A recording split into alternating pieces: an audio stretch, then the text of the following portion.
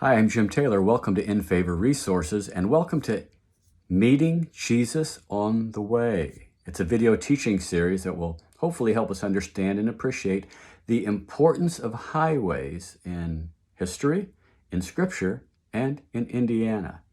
At this point, if you haven't done so already, you'll need to stop the video and go to our website, infavorresources.com, download the handout for this video. You're looking for the one for video number 6, and it should say at the top, warning signs on the highway.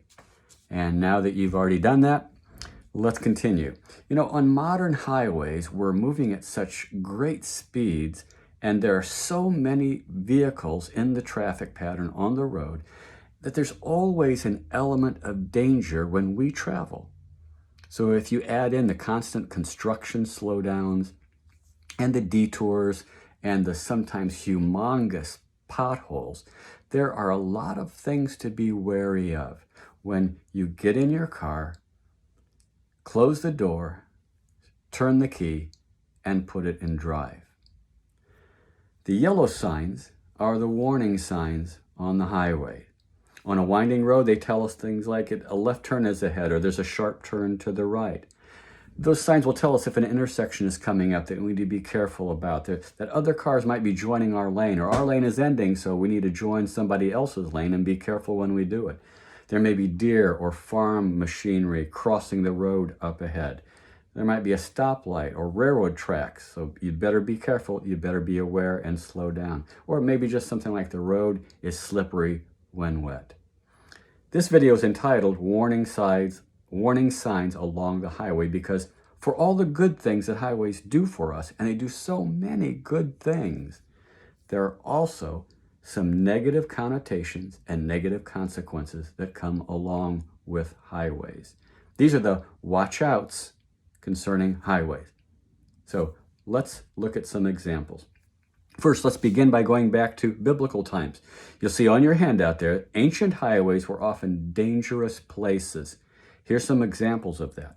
First, foreign armies traveled on highways as they passed through the country, foraging and plundering, that's the blank on your handout, plundering as they went. Plunder was a big deal and one of the main causes for warfare in the ancient world.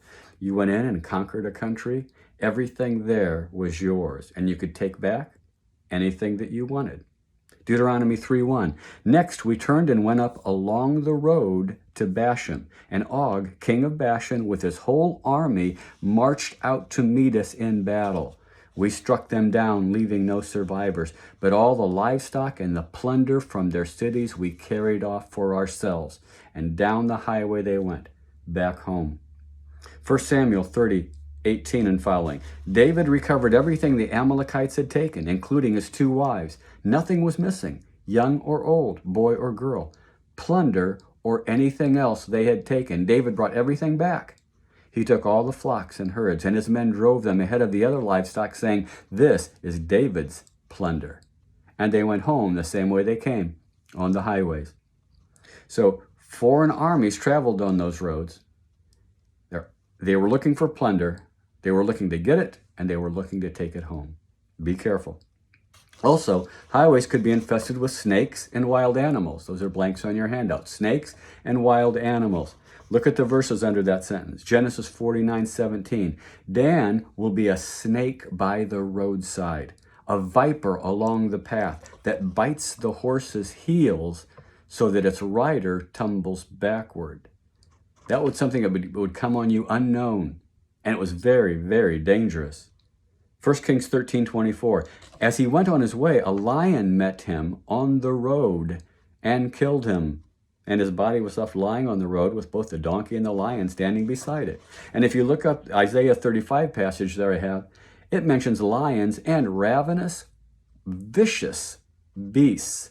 All of these were regular visitors to ancient highways. Next, robbers and thieves were a constant threat on the roads. Robbers and thieves. And this is a big one. This passage I have for you there, Luke 10:30, comes from the parable of the Good Samaritan. In reply, Jesus said, a man was going down from Jerusalem to Jericho when he was attacked by robbers. They stripped him of his clothes, beat him, and went away, leaving him half dead. And you know the story, how about people came along the highway and stepped over him and avoided him and so forth and so on. But it was perilous to travel on the open road in ancient times, which is why people traveled together in such big crowds.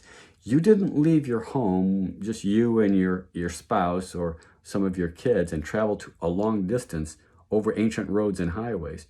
You traveled with groups of people who were going the same way.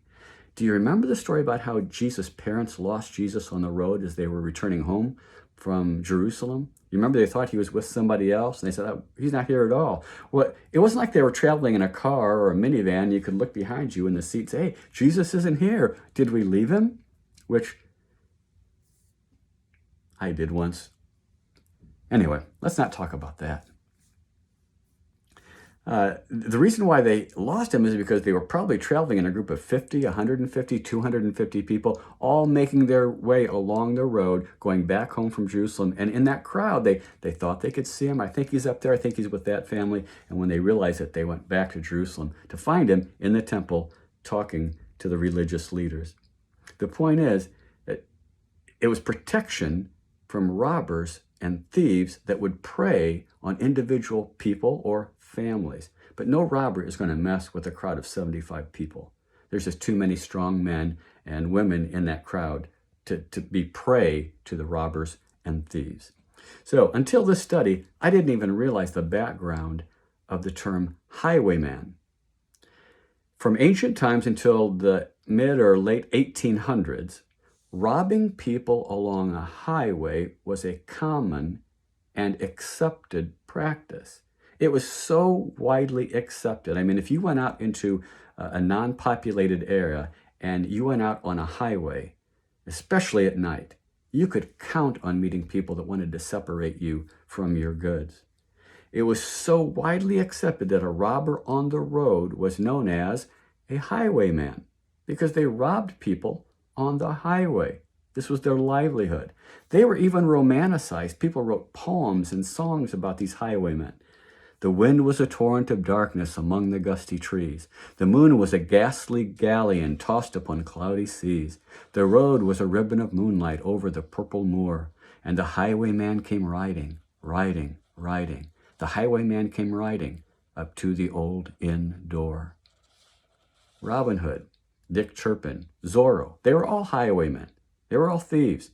And they were admired as heroes. In Shakespeare's Henry IV, Falstaff is a highwayman, and part of the action of the play concerns a robbery committed by him and his companions.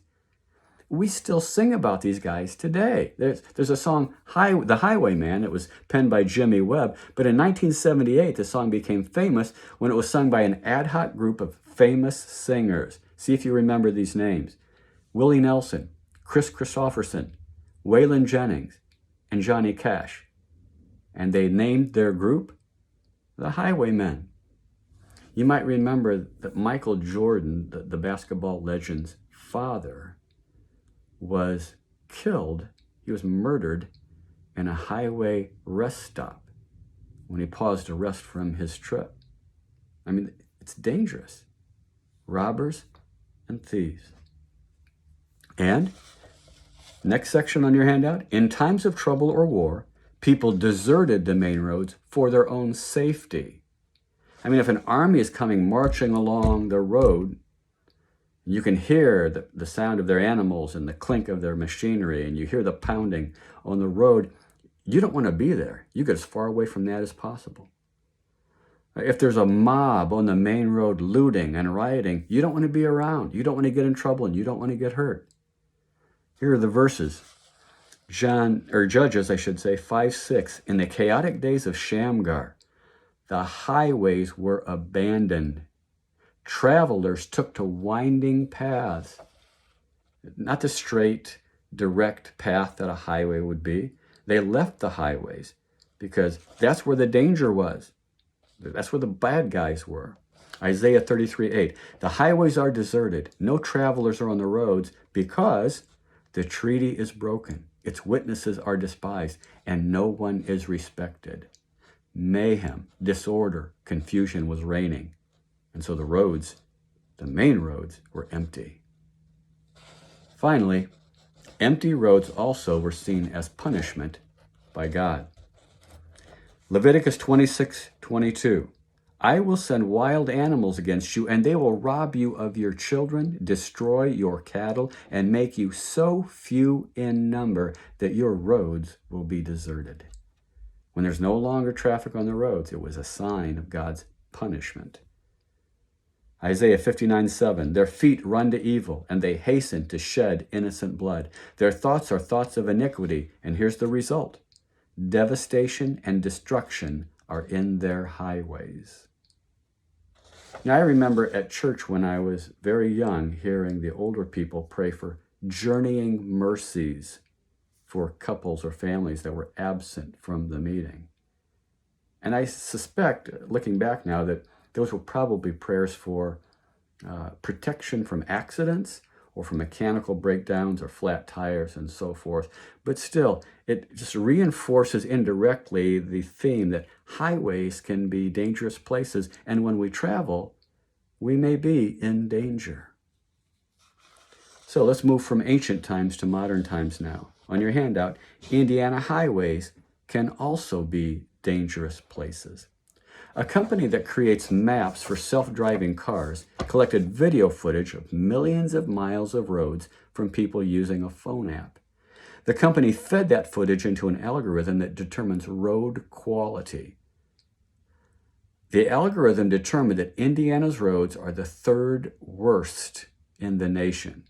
Out of 37 states included in the study, Michigan roads ranked worst of all. They even were worse than Indiana's. But Ohio and Illinois came in just a little bit better than we did.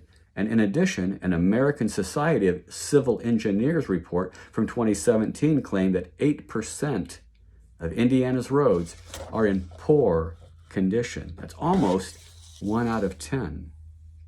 Highway 41 is the most dangerous road in Indiana, according to information collected by the National Highway Traffic Safety Administration. This nearly 300-mile stretch north to south across Indiana from Chicago to Evansville is the deadliest road in the state. On average, more fatal accidents happen on this road than on any other one in Indiana. More than 30,000 people are killed in crashes every year in the United States as a whole, and between 2008 and 2017, there were 111 deaths on Highway 41. That's more than 10 each year. The Vanderburgh County Sheriff's Office attributes the death rate to large volumes of traffic, high volume intersections, aggressive drivers who speed and tailgate, and I've done that, and wet roads. In Indianapolis, the spaghetti-like North Split, where traffic from Interstate 65 and 70 merged to form the second busiest interchange in Indiana. There are 214,000 vehicles a day passing through this. The split is considered one of the most dangerous stretches of interstate in Indiana. INDOT documents say there are 1,600 crashes that occurred at that interchange between 2012 and 2016.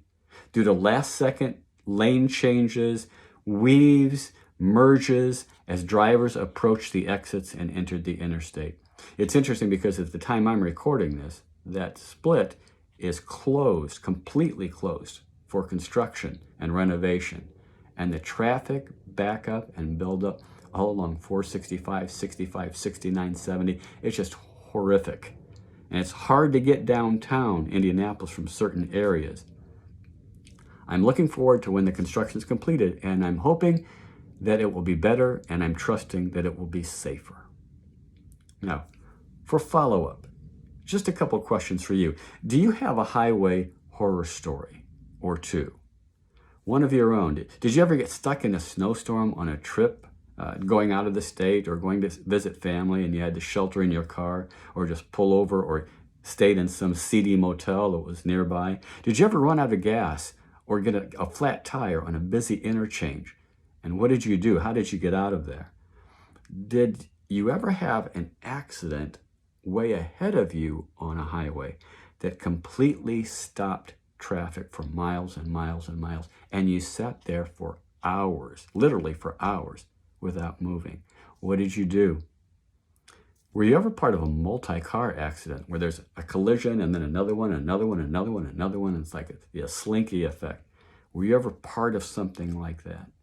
But for all the good that highways do, and they do a lot of good, they do a lot of good for us, but for all the good they do, there are still dangers and problems that go along with them.